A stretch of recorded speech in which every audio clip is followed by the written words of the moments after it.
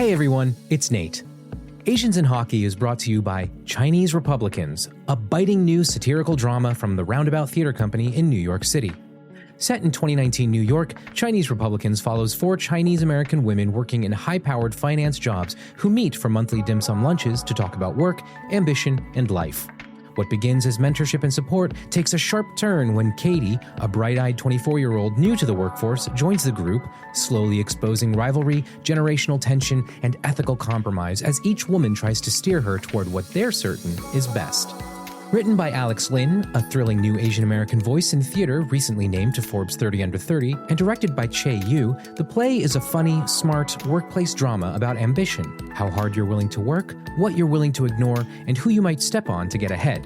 It explores themes of assimilation, code switching, corporate feminism, and questions the idea that proximity to power automatically equals progress for minorities in the workplace, all without telling you who's right or who's wrong. Starring Jennifer Ikeda, Julie Lee, Anna Zalvesen, and Emmy Award winner Jodie Long, Chinese Republicans is a play for anyone who has ever tried to succeed inside a system that wasn't built for them. The show runs at the Harold and Miriam Steinberg Center for Theater, with previews beginning February 5th, opening night on February 26th, and closing night on April 5th. Tickets are on sale now. Learn more at roundabouttheatre.org.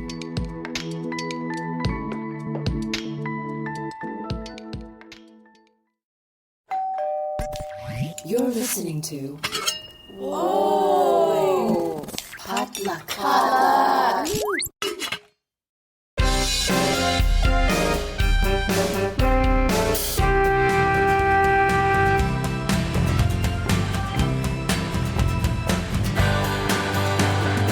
Welcome back to the Asians in Hockey podcast. As always, I'm your host, Nate Nickel.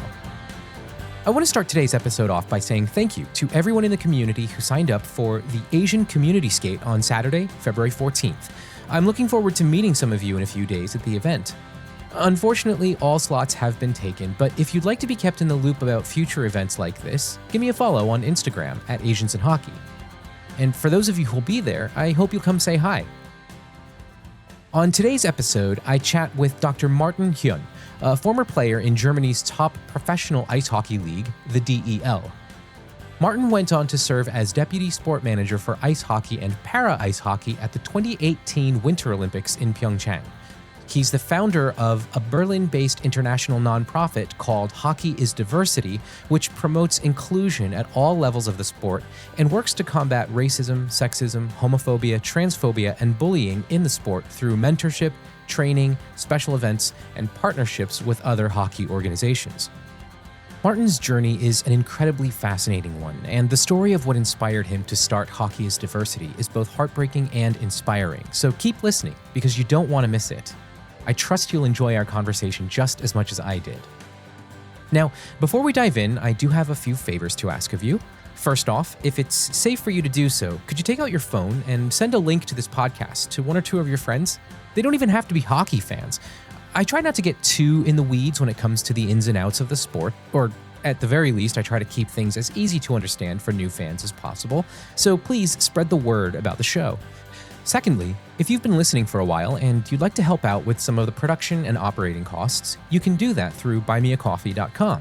Just visit buymeacoffee.com/AsiansInHockey to make a donation. And as a gift, I'll send a cool Asians in Hockey sticker to anyone who donates at least $5 US. Now, to reiterate, I promise to never charge a subscription fee for the podcast. I'm just grateful that you're listening. Third, if you've enjoyed what you've heard from us, I would love it if you could post a quick 5-star review on Apple Podcasts or Spotify. This is honestly the best way to get the word out about the show and to help us cultivate our audience. And to those of you who have left a review, thank you so much for your kind words. I truly appreciate it. And finally, I would love to hear directly from you with your thoughts, stories, and feedback. You can reach out to me over at asiansinhockey.com/contact and sending me a voice note or an email. It's always great to get your thoughts on some topics, feedback on stuff I've covered, or even your own stories of how you got into hockey. In fact, I'm actually very interested in learning about how you found yourself involved in the sport of hockey, whether as a fan, a player, or even just as a casual viewer. If you send your story my way, I just might read your message or play your voice note on an upcoming episode, with your permission, of course. This little Asian hockey community continues to grow, and I'm so grateful to everyone who has provided support, connected me with other Asian folks in the sport, or just sent me a note of encouragement. You truly are the best. Thank you so much for being a part of this community. After the break, I'll take a look at what's going on in the Olympics and how our Asians are doing this year. We'll be right back.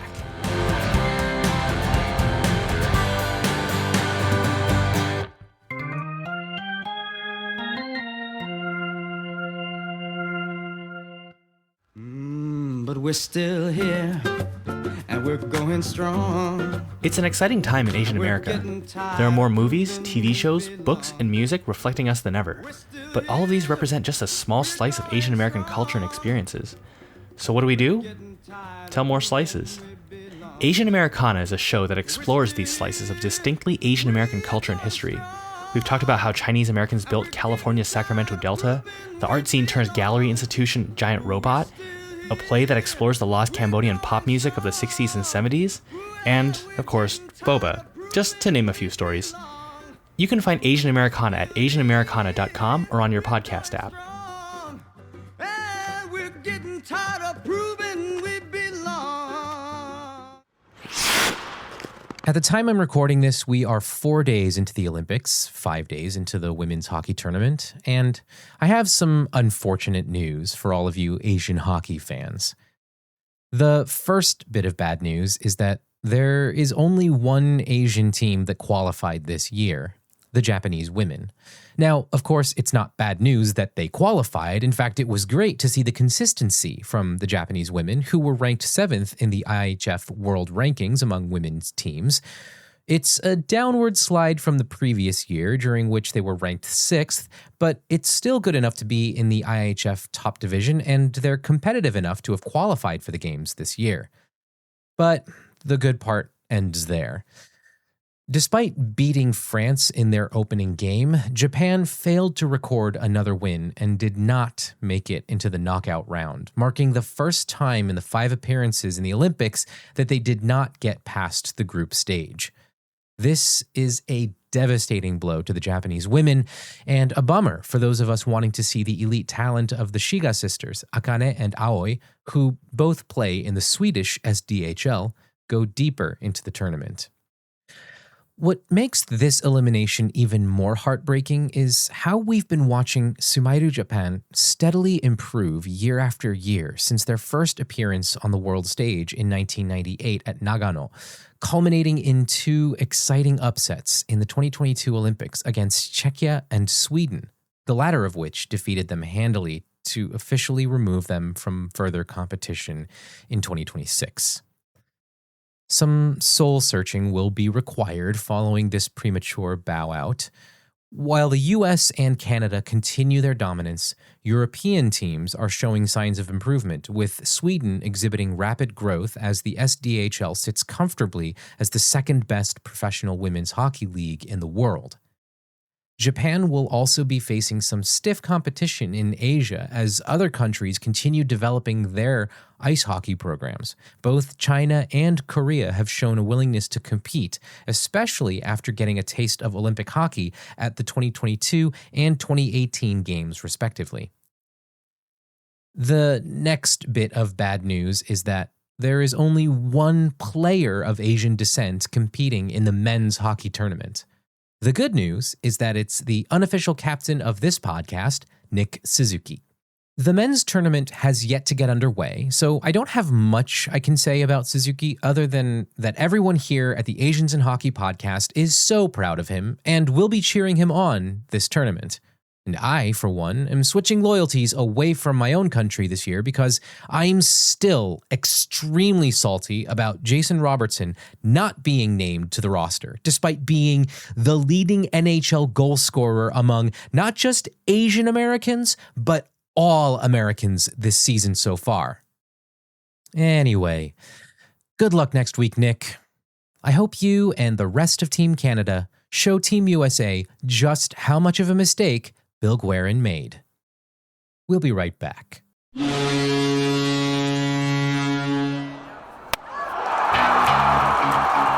I'm Kim Cooper, and I co-host the podcast Asians in Baseball alongside Naomi Ko and Scott Okamoto.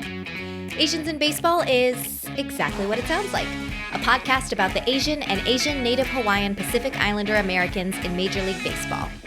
Every week, we break down the highlights of what's going on with Asians in baseball and then take a deeper dive into the Asian and Asian Americans past and present who have shaped baseball as it is today. Whether you're Kim Eng's #1 fan or you've never even heard of Hideo Nomo, we've got something for everyone, especially for the Shohei Ohtani stans. Maybe too much for the Shohei Ohtani stans. Listen to Asians in Baseball wherever you get podcasts, part of the Potluck Podcast Collective.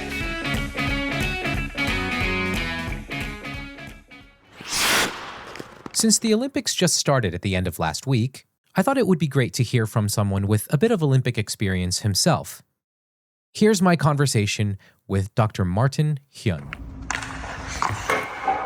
Welcome back to the show. Today I'm joined by someone whose journey has crossed borders, both on and off the ice. Our guest is Dr. Martin Hyun, a former professional ice hockey player in Germany's DEL, who went on to serve as deputy sport manager for ice hockey and para-ice hockey at the 2018 Winter Olympics. He's also an author and the founder and CEO of Hockey is Diversity, an organization dedicated to using the game as a platform for inclusion, equality, and social change. Through his work, Dr. Hyun has been challenging stereotypes, confronting racism, and opening doors for the next generation of players from underrepresented communities. I'm very excited to dive into his personal journey and his story and the mission of Hockey is Diversity today. So, Martin, thank you so much for joining me on the Asians in Hockey podcast. Welcome. Thank you very much, Nate, for having me on your podcast. I really appreciate it. So we're going to start a little bit with your own playing career a little bit. You, if I'm not mistaken, you made history as the very first Asian player or player of Asian descent in Germany's top hockey league, the DEL. Looking back, what did that milestone mean to you personally? And then how do you see it now in the bigger picture of representation in the sport? You know, Nate, when I was young, I discovered a Jim Peck hockey card, and seeing a Korean-born player, someone that looked like me, who made it to the NHL, that really planted a seed in me. It became my dream to follow that path and become the first Korean-German player in the DEL. That became my goal, and at the time it felt maybe just simply chasing my personal goal in a sport that I have to say I fell in love at second sight. My first love was soccer, I have to say. In Germany we say soccer. Oh, okay. But my father, who was also, besides working in the coal mine, as a coal miner, he was a Taekwondo master. Taekwondo was nothing for me. Oh, okay. And the town where I grew up in, soccer was major. So, and I really loved the aesthetic, the style of a soccer goalie, a goalie, when he was diving for a ball. And so hockey was really, I have to say, love at second sight. But looking back now, I see it a little bit differently. I have to say, it wasn't just about me. It was about visibility for young people with immigrant background like mine. My parents came as Korean guest workers to Germany. That's a history. It's over 60 years old here, and especially in communities where hockey wasn't even on the radar. And it showed that the game could belong to them too. And representation is about expanding the imagination of who belongs. And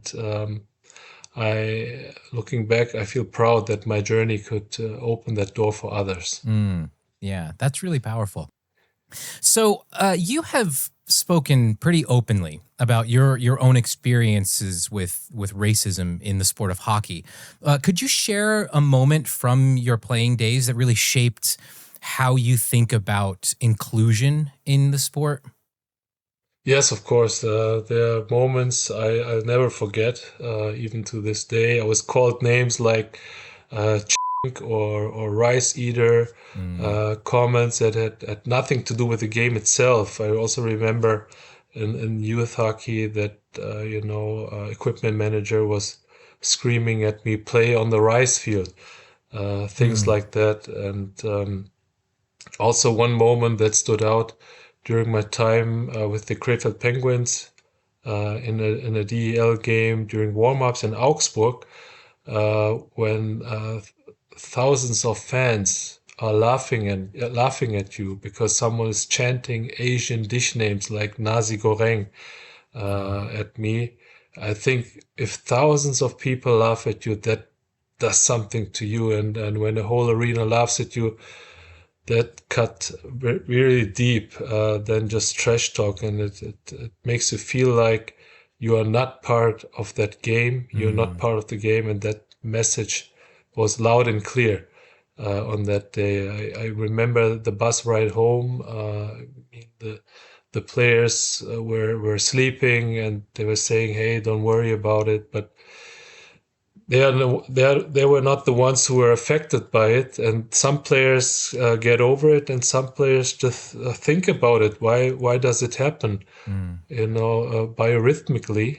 I think this experience shaped me profoundly. It showed me that inclusion doesn't happen by accident; it has to be actively defended. Yeah. And it taught me also something very, very important, that silence in the face of racism is complicity in some form. And sport, especially hockey, it has to go further than simply allowing difference. It must create spaces where difference is respected and especially valued.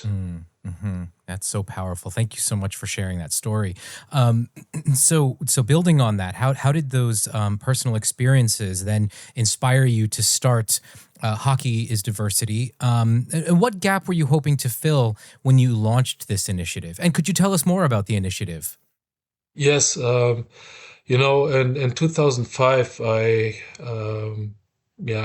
quit playing hockey, and I wanted to turn my back on the game. It was a chapter that I wanted to close and not return.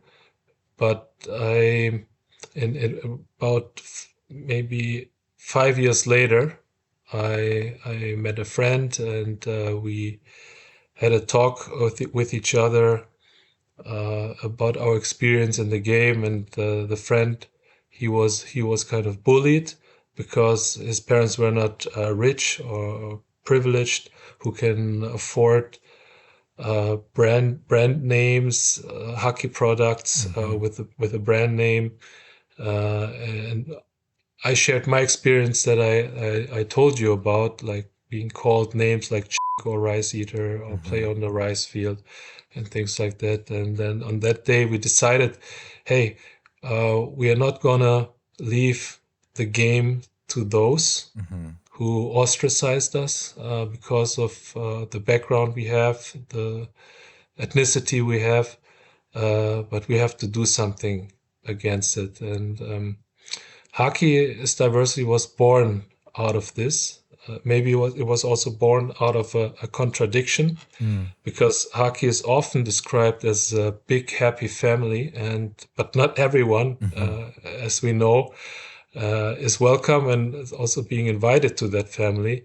And I wanted to bridge that gap to give kids who didn't look like the majority, or who came from a less privileged backgrounds, access to the game and a sense of belonging within it. And Hockey is Diversity became that vehicle to connect sport with democratic values like equality and the idea that the teams are stronger when everyone's story counts. And as I mentioned before, I did not want to leave that game to the people who still feel that players that look like me or not like the majority are not part of the game.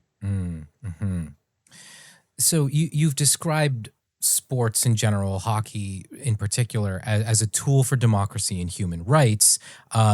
We've also seen sports being used as a way to, the term sports washing exists, and it's a way to kind of hide some of the atrocities that are often perpetrated by many in power. But for you, you seem to view sports in general, hockey in particular, as an avenue, as a vehicle for promoting democratic and social justice initiatives. Could you explain how you see that the sport playing that role? Yes, you mentioned something very important, and during my time at the Pyeongchang 2018 Olympics, I had a lot of encounters with IOC people, and the discussion came up, sports and politics should not mix. But as long as someone cannot answer me the question why it was okay in 1936 in Berlin, the Summer Olympics, that the whole stadium was doing the Hitler salute when athletes are coming in, and in comparison to Tommy Smith in I believe in 1968 in Mexico, raising the fist with a silent gesture. As long as they cannot give me an adequate answer that makes sense, that politics and sports do not mix, I believe those two belong together, making a statement.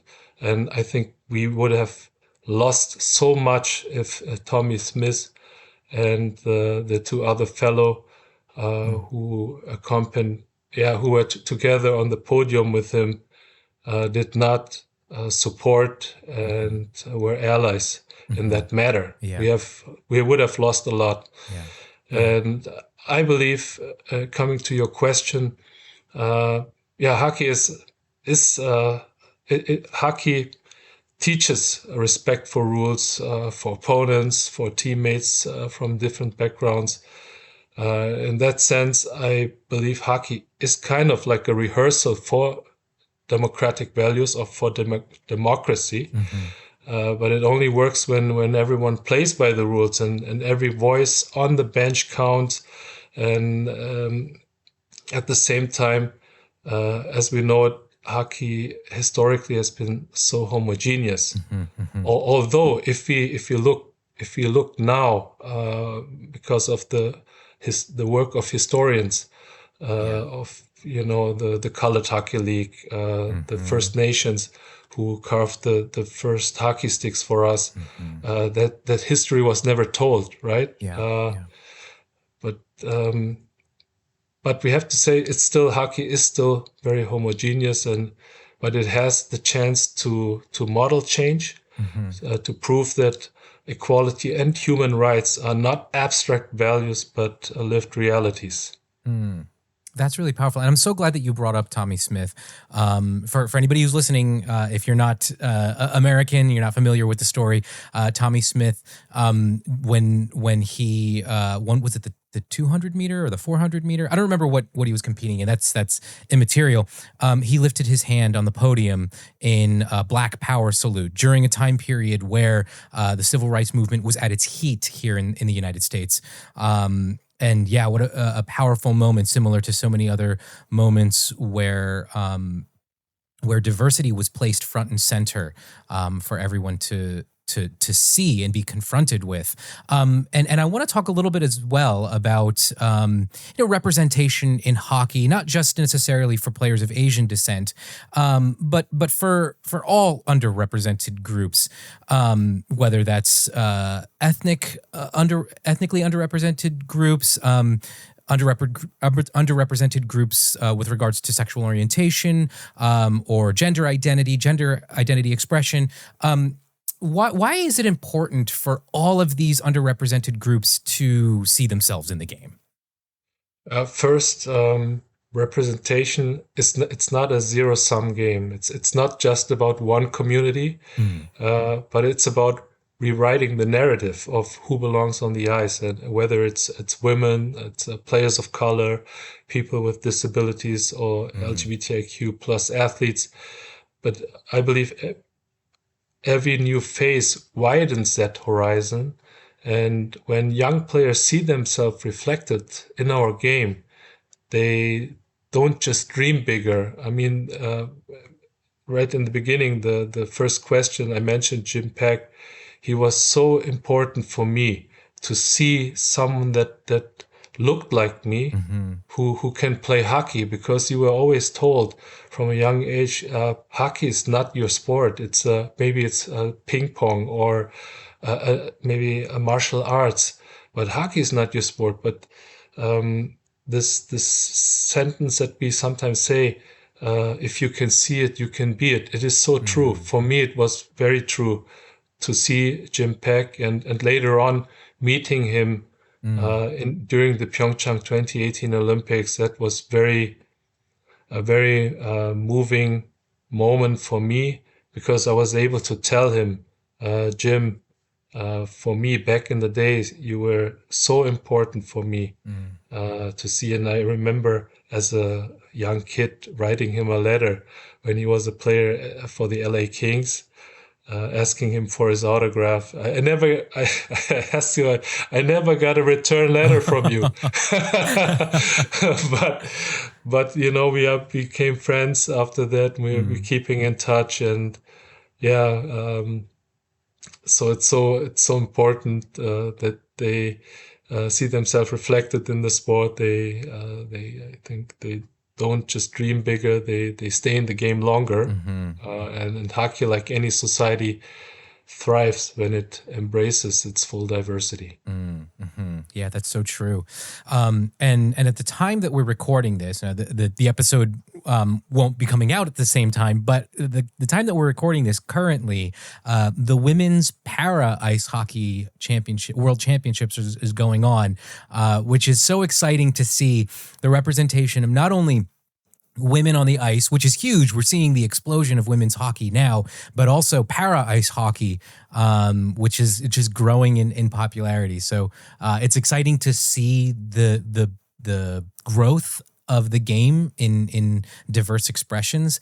And also a friend of a show and somebody that I've had on a couple of times, Alana Ma, she is a captain for Team Canada. She's a Chinese-Canadian player who is the women's para ice hockey captain for Team Canada. So it's really cool to see that diversity also being expressed out on the ice.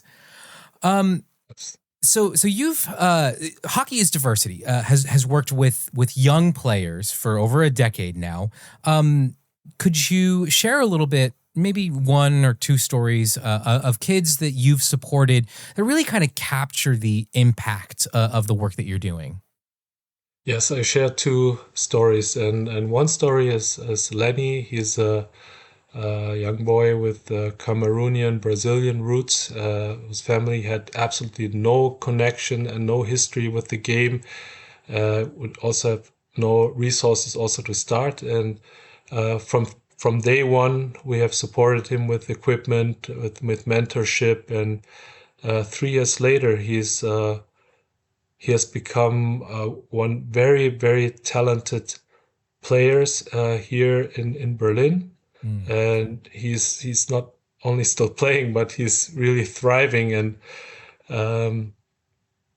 that's really great to see. And just yesterday, we supported him for the new season with a full set of new equipment, with the support of the NHLPA and also with Bauer Hockey. Oh, very cool. We are working with them together here.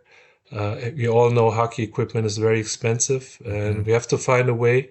If those brands would like to expand and reach a new demographic, it is important to find a way to make hockey more affordable for families who, who come from these kind of households who have no connection and no history with the game. Yeah. And another story is Victor.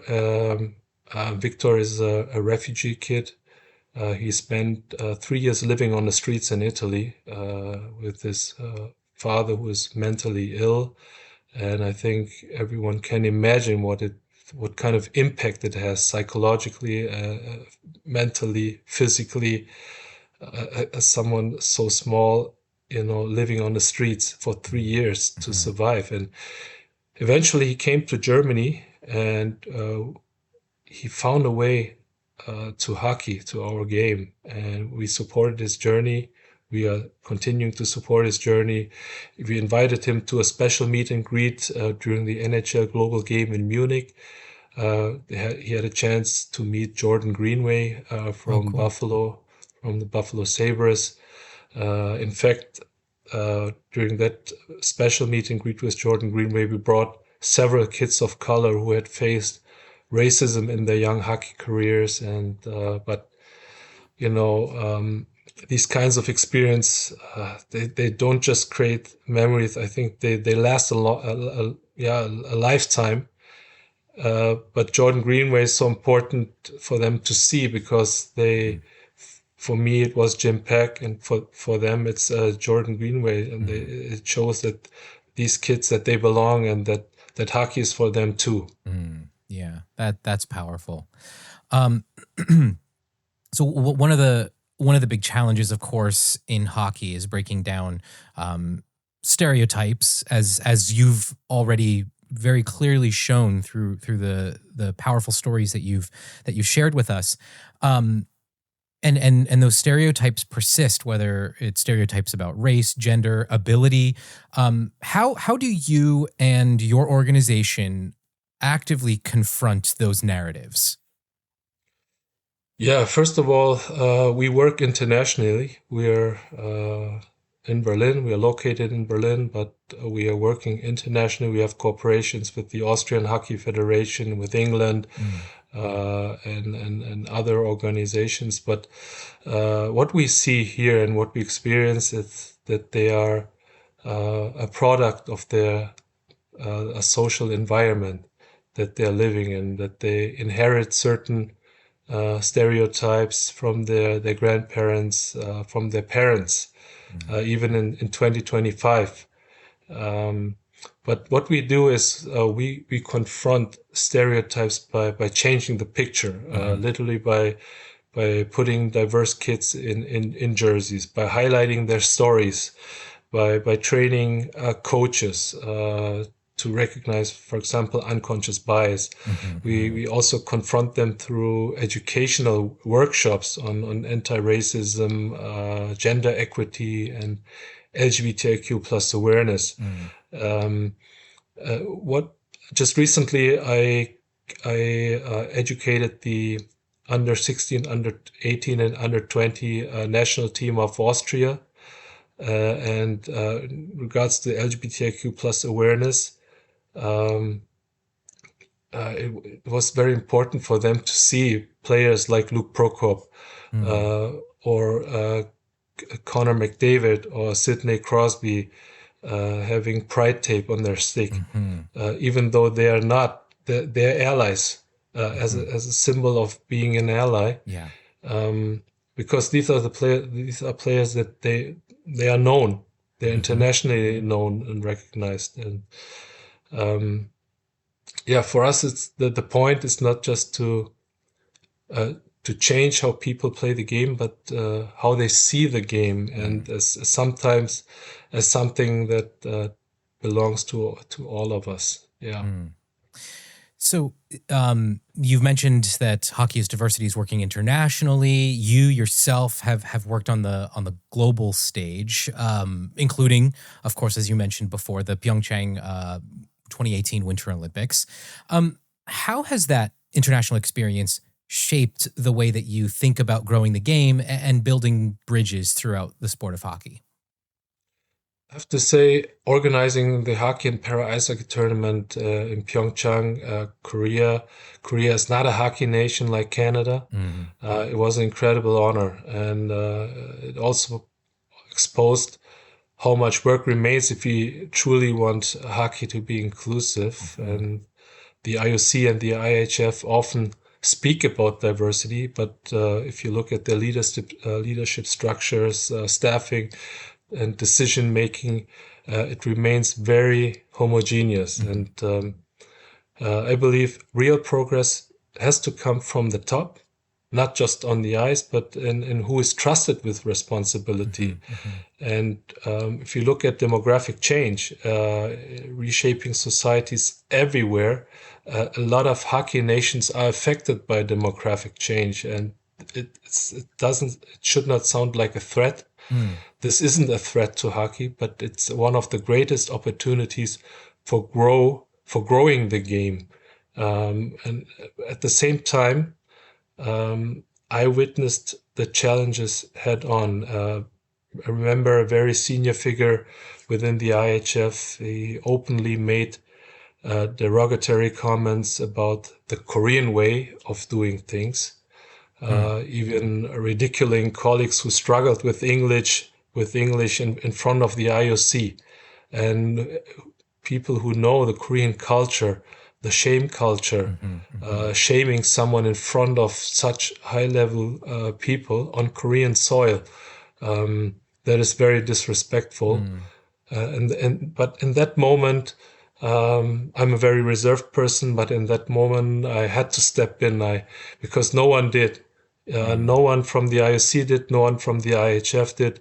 And I reminded this person of Korea's history, its resilience, and in fact, that if any country could successfully deliver in the Olympics, it was Korea.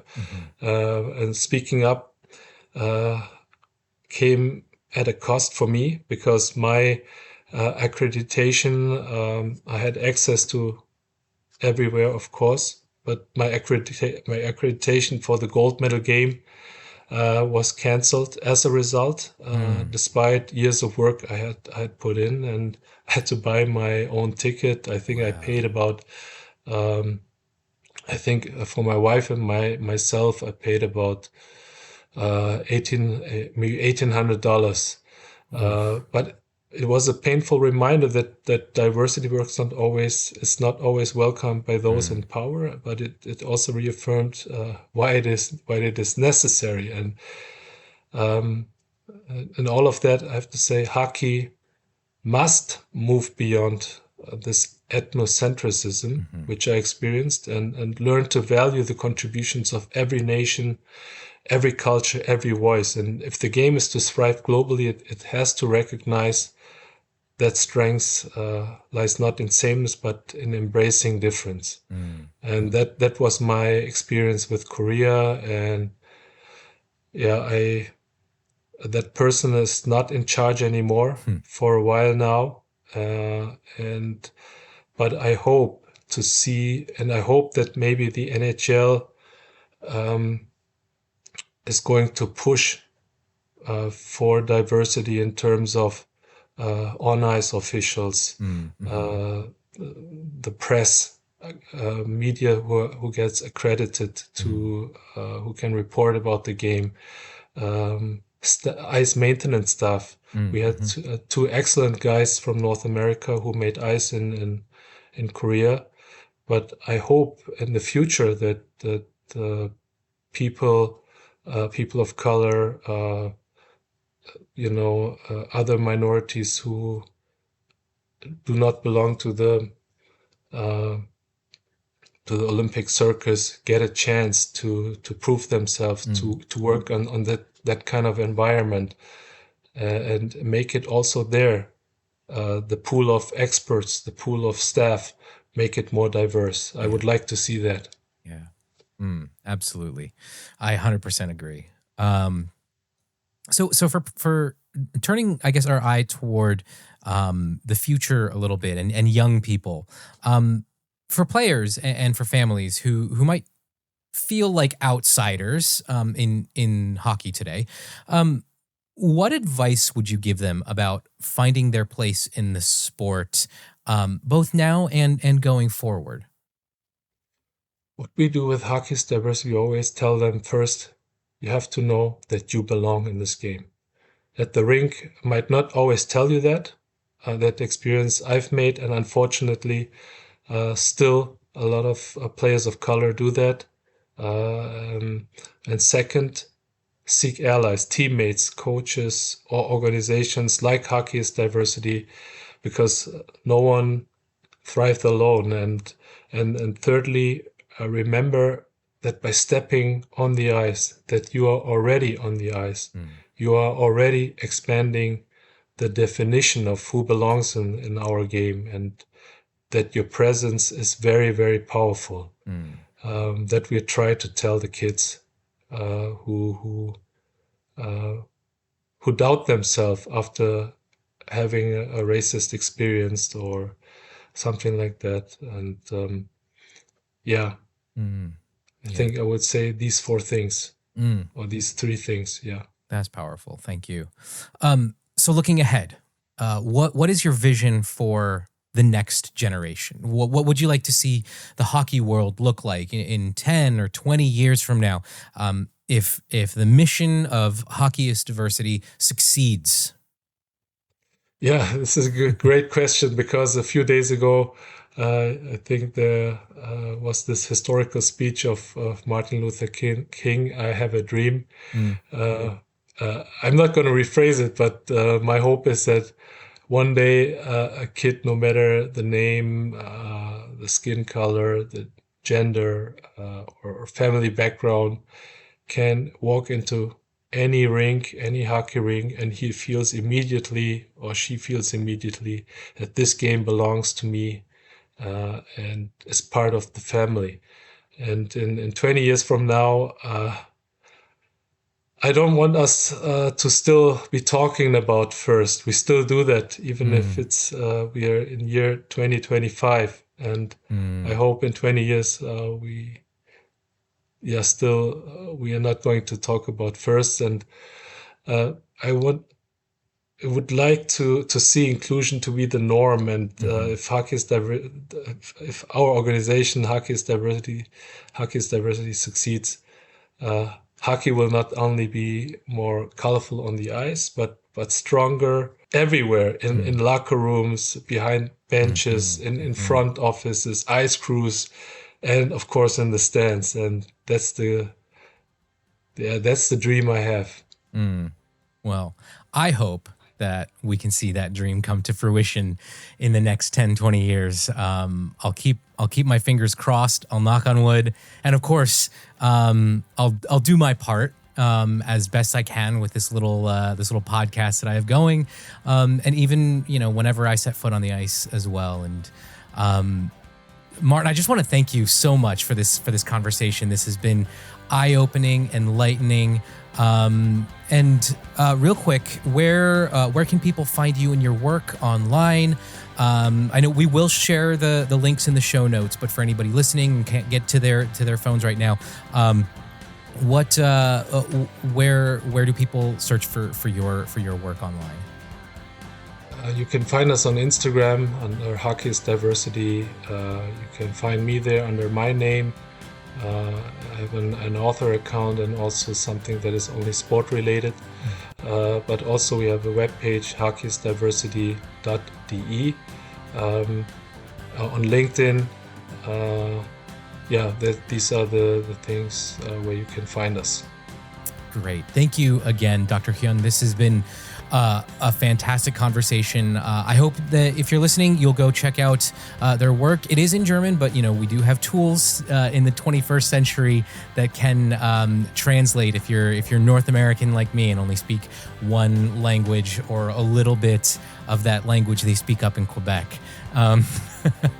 Again, Dr. Martin Hyun, thank you so much for hanging out with us on the Asians in Hockey podcast. And don't be a stranger. Keep in touch. And we look forward to seeing the work that Hockeyist Diversity continues to do out in Germany and across the world. Thank you, Nate, for this great podcast and for giving Asian player, descent, visibility, and a platform to talk about their experience. I really appreciate that. Absolutely. That's it for today's episode. Be sure to tune in next time when I'll be speaking with Sung-Yun Lee, former speed skater, hockey player, and founder of the Dream League, Korea's first women's ice hockey league. Be sure to subscribe if you haven't already so you don't miss out. Thank you so much for listening. Asians in Hockey is a part of the Potluck Podcast Collective and is hosted and produced by Nate Nakao. Contributing producers are Chad Soon and Chris Wu. If you like what you've heard, leave us a 5-star review on Apple Podcasts or Spotify and share this podcast with your friends. To keep up with us on socials, follow us on Instagram and Threads at Asians in Hockey and on Blue Sky at asiansinhockey.com. You can also find us on Facebook at facebook.com/asiansinhockey. Please feel free to shoot me an email at asiansinhockey@gmail.com, and don't forget to visit asiansinhockey.com for more great content. See you next time on the Asians in Hockey podcast.